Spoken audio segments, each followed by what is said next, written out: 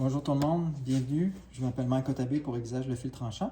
Aujourd'hui, je vais vous faire une démonstration pour l'aiguisage, le démorphilage final de votre couteau. Donc, on se souvient que dans la dernière vidéo, on avait travaillé sur le côté B et on avait fait remonter le morphile vers le haut. Cette fois-ci, on retourne le couteau pour travailler du côté A ici. Là, il faut se souvenir qu'en ce moment, le morphile est vers le bas. Nous, ce qu'on veut faire, c'est qu'on veut faire remonter le morphile. On veut contrôler le morphile jusqu'à la toute fin pour le faire débarquer.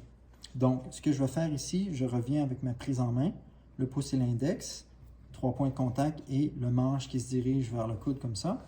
Et avec la surface ici, je vais commencer avec la pointe. Je vais glisser pour me rendre jusqu'au talon. Puis une fois que le talon est rendu en contact avec la pierre, le couteau va avancer vers en avant. Donc, je vais glisser comme ça. Quand je suis rendu ici, je vais m'en aller vers le haut. Donc, je commence ici, je glisse, et voyez qu'en faisant le mouvement, mes doigts restent au-dessus de la pierre. Mes doigts vont doucement glisser sur la surface du couteau. Par contre, parfois, il y a des gens qui vont faire le démorphilage, qui vont faire comme ça. Le danger, c'est qu'il y a de la pression qui va apparaître ici et ça va faire détacher le contact entre le couteau et la pierre.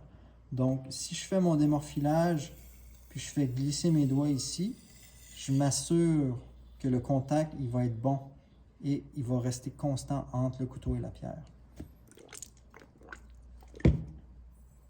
Donc, de la pointe jusqu'au talon et on lève.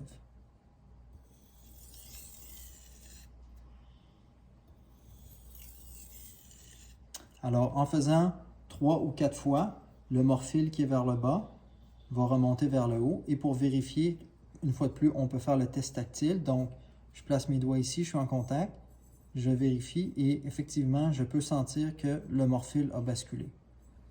Et donc, une fois qu'on a fait l'aiguisage des deux côtés, nos deux biseaux sont créés, nos deux biseaux sont bien nets, comme ça. Et justement, ici, à la toute fin, sur le tranchant, il y a un petit morphile qui va rester. Le morphile, on veut le faire détacher de façon à avoir un apex qui va être vraiment très, très net. À ce moment-là, lorsque l'apex est atteint, on peut changer de pierre. Donc, le nettoyage final, ni plus ni moins, c'est qu'on va combiner les deux mouvements de démorphilage du côté A et du côté B. On va le combiner de manière alternée. Donc, souvent dans le cours, c'est une partie qui demande un petit peu plus de gymnastique mentale, un petit peu plus de gymnastique au niveau de la manipulation du couteau. Donc, on commence avec la pointe ici. J'y vais jusqu'au talon. Rendu en haut de la pierre, je vais modifier. Je reviens du côté B comme ça. Et là, à ce moment-là, je peux aussi partir avec le pouce et les doigts ici pour glisser jusqu'à la pointe. Rendu ici, on tourne le couteau. Vous voyez, mes doigts sont déjà en avant. Et je glisse. Ici, je tourne le couteau.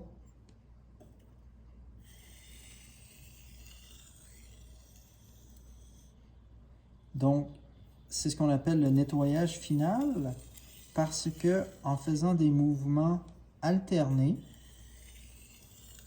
sur la surface de la pierre, je viens uniformiser le tranchant.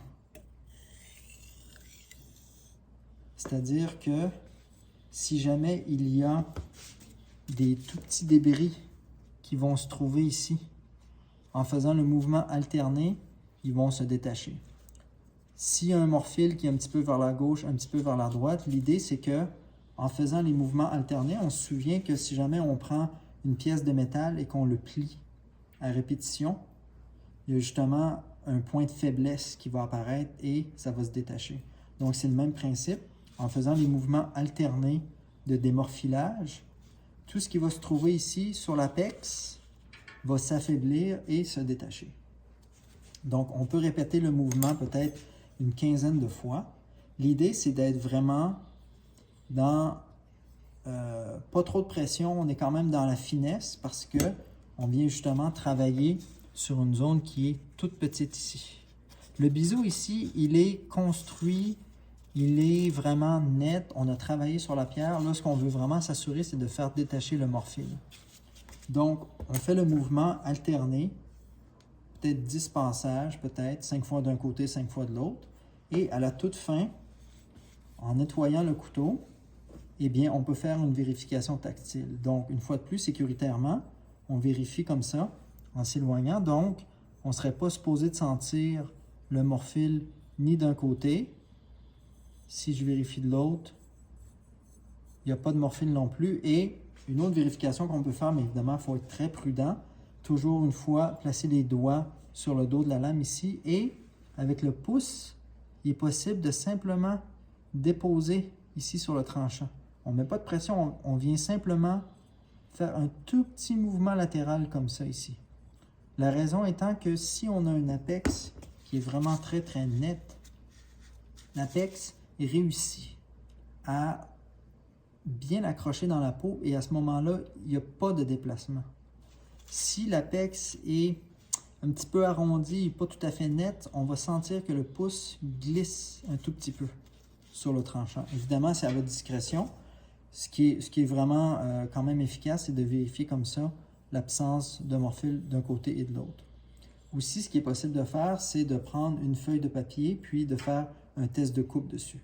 On est capable aussi de vérifier qu'en l'absence de morphile, la feuille va être bien coupée et il n'y aura pas d'accrochage. Donc, à ce moment-là, quand vous avez accompli justement le nettoyage final du couteau, sur la pierre que vous étiez en train de travailler, si vous étiez sur une pierre à grain rude, vous pouvez maintenant passer une pierre à grain moyen et vice-versa. Si vous êtes sur grain moyen, vous pouvez passer à grain fin, etc.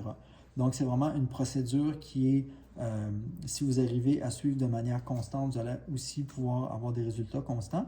Et le mouvement de démorphilage, comme je vous l'ai montré ici, c'est un mouvement d'entretien que vous pouvez également faire à la maison si vous n'avez pas de tige, si vous n'avez pas d'affiloir de ce genre-là, par exemple. Vous pouvez quand même utiliser la surface de la pierre pour faire le même travail d'affilage pour vraiment maintenir le fil de votre couteau qui soit vraiment droit. Alors voilà, ça conclut justement la démonstration d'aiguisage côté A, côté B, démorphilage final. Alors avec ça, vous avez ce qu'il faut pour justement avancer dans l'aiguisage. Si vous avez d'autres questions, n'hésitez pas à me contacter. Je suis là, je donne des formations privées, semi-privées. Puis ça va me faire plaisir de vous aider en chemin. Merci beaucoup. Au revoir.